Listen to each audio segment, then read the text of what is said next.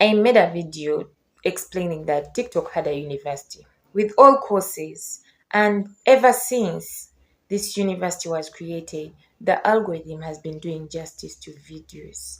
And because of that, certain videos that we did not know were hiding came out in the open. I was also shocked to hear that white people used to eat black people openly until the mid 1970s. Ladies and gentlemen, these are not my words.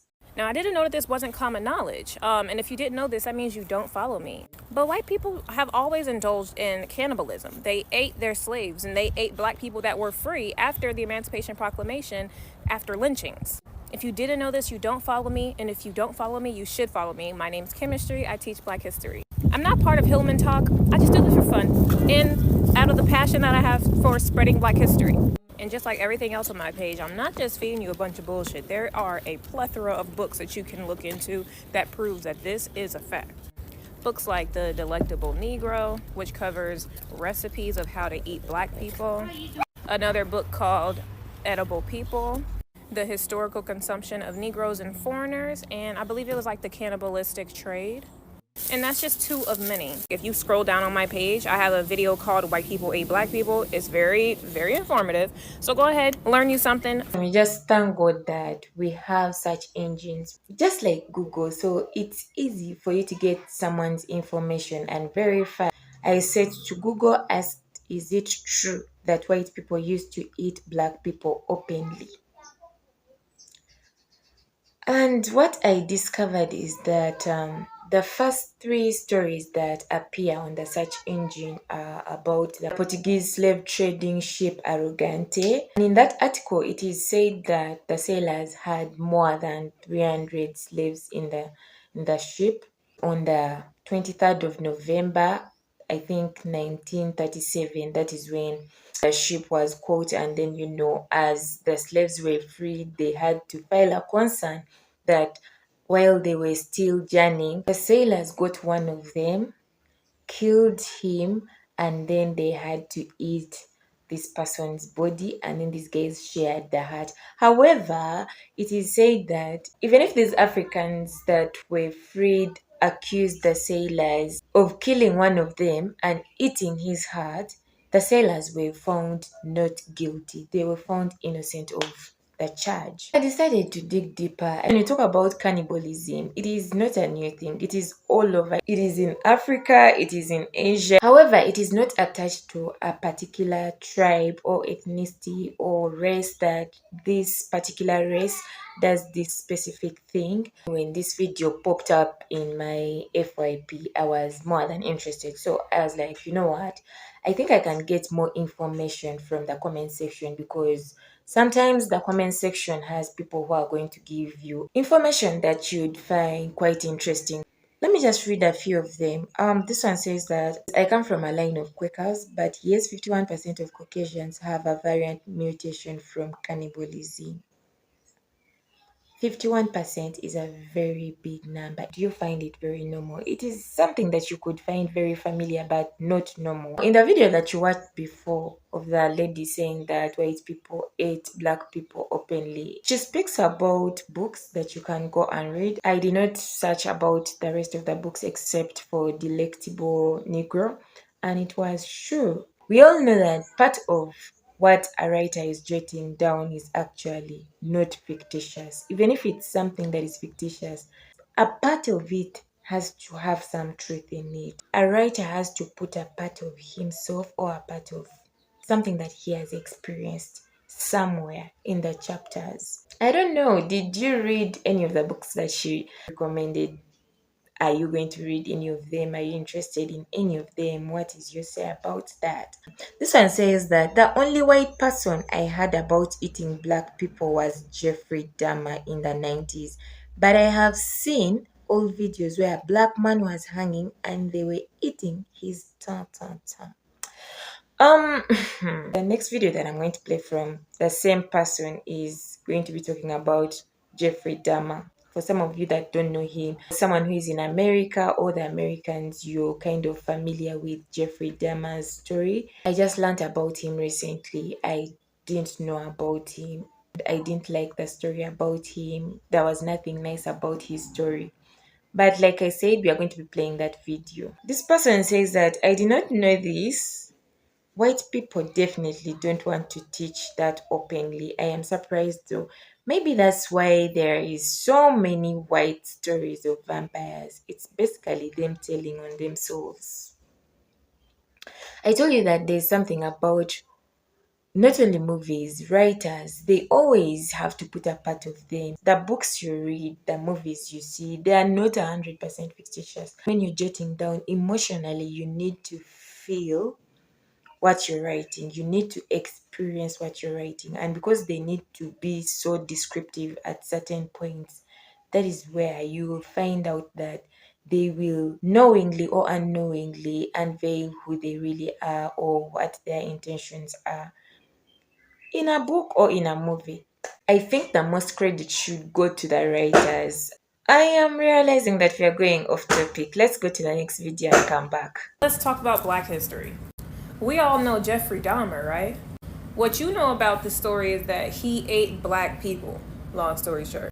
Now, a lot of people don't know about this, but the reason Jeffrey Dahmer was able to continuously eat people, specifically black men and little boys, for so long is because when black people, their families would call the police and report them missing or report suspicious activity, it would just be ignored. Or they would get told some absolute bullshit, like, okay, we'll check it out when we get the time, but they never do. Now, this fact came to light when the first and only Jeffrey Dahmer survivor, whose name is Tracy Edwards, black man, highly intelligent, he got away from Jeffrey Dahmer. And when he escaped the apartment where Jeffrey was going to eat him, he ran to the police who was outside, and the police told him to go back upstairs. They told him to go back to the cannibal's house, force this man back into danger. And when he, by force, went back upstairs to take a pair of handcuffs back off, because the police told him, what are you, a criminal or runaway, blah, blah, blah, go have whoever put this handcuff on you, take it off of you, and then come talk to us. So after going back upstairs to ask Jeffrey to take this handcuff off, after seeing everything that he had saw, heads and shit in the fridge, he ran back downstairs and begged and pleaded for the police to come help him. So the police finally walked him upstairs, grabbed him, being so aggressive to this survivor, went upstairs and told the black survivor, Mr. Edwards, to shut the up. You have nothing to do with this. Meanwhile, there's severed hands, heads, and penises in the back room. Another fun fact about Jeffrey Dahmer's case is the fact that he specifically went to like predominantly black neighborhoods because he knew that black people were not going to be, no one gave a they were not going to be taken seriously. Their people going missing would never be investigated. And that was the case for every single black Jeffrey Dahmer victim. Did you know this? The story of Jeffrey Dahmer is actually deep as shit. And it shows you exactly how racist the Milwaukee police is. Those of you that love sources, where is your source? Where are you getting this? There are lots of pages talking about this very person, Jeffrey Dahmer. And because there are very many sources talking about him, different sources have different kinds of information that you're looking for. He being Jeffrey Dahmer, he was born in 1960, yeah? And his first murder happened in 1978. I am guessing that is the time when his parents got a divorce and it dawned on him that he's not going to be able to see his mom and his brother again. The second murder happens in 1987, which is almost 10 years, but it's 9 years. Because the total of his murder rounds up to 17 men, the next 5 years between 1987 to 1992, that is when he commits the 15 murders. Jesus Christ. On top of what this lady explains, one of the victims, his name is so hard to pronounce, but one of the victims was said to be 14 years of age. And in the article, it says that he somehow escaped and got out. At the time when he got out, it was reported that Jeffrey Dahmer had stepped out. So the police returns this young boy back to Dahmer's house. And then Dahmer is like, no, we just had a lover's argument, blah, blah, blah. What is annoying is that in one of the articles, it shows that this boy already had a drill on his head, but the police could not notice it. This was more than a lover's argument. A 14-year-old being in a relationship with someone, is a 14-year-old even allowed to be in a relationship? I wonder who qualified these policemen to be in the police force, because honestly speaking. Anyway, so when the police departs, it does not take long and the boy is killed. When it comes to his victims, it was said that most of them were poor people, black men and boys between 20s and 30s, and then Latinos as well. But predominantly, his victims were African men and boys. It is true that the poor cannot fight for themselves. It is true that when a race is standing on the minority side, it has no voice. You want to find out what the most shocking part of all this is that out of the 50 states, in 49 states, you can at least theoretically eat human flesh and drink human blood in full view of a policeman and suffer no legal consequences. But if you try this in Idaho, the one exception, you could be sent to 14 years behind bars. Out of the 50 states, only one state has a serious law on cannibalism. Hey, so it is okay to eat in full view of a policeman, but when you're still eating human flesh and you're aware that you're eating human flesh, I'm shocked. I am so glad that I covered this. Now I know the difference between a spree killer, a serial killer, and a mass killer. How would I have known if I had not read? Thank you very much for watching. My name is Lucky, and if you're new here, thank you for watching.